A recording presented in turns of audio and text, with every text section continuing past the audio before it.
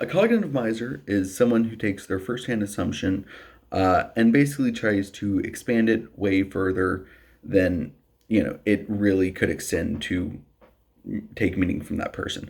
They take their first interaction and they don't really think much further. They just take the traits from that, and then that's you. That's the person they're assuming you are now.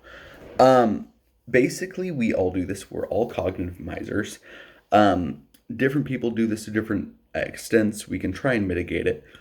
But the three leading factors and how it happens are time.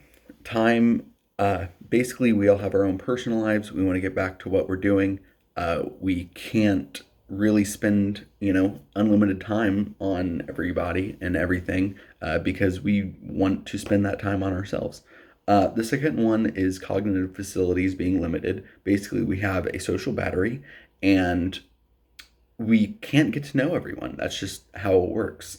The third one is we get into habits, and that basically excludes us from being able to find out a lot about different people. Like, I'm in a habit of not going to karate class, so I'm not going to know a bunch of people in karate or like what they're doing.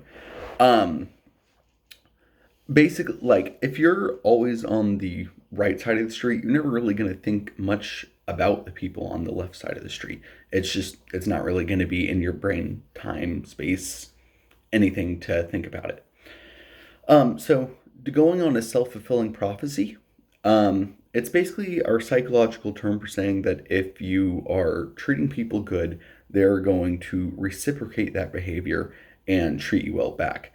Uh, if you treat people bad, they're going to reciprocate the behavior and treat you bad. And in a way, you're going to be proved right that they're bad because they're going to treat you bad because you treated them bad. Being a cognitive advisor can clearly play into this because if you're going off the first assumption that you have people, that's usually not really going to entail much about them. You're going to make bad assumptions. You're not going to treat them as well as you would if you knew more about them.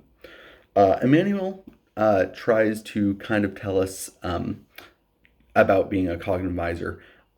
He tells us that he explains the other, and the other can be death or a person, um, but we can't know it. And honestly, this is a good thing because we start making really bad assumptions, which can lead to really bad atrocities, as he explains, like the Nazis and stuff, when we assume that we know things about the others that we don't. We should still try and learn about others, but the fact that we can't know for certain doesn't mean that we shouldn't try.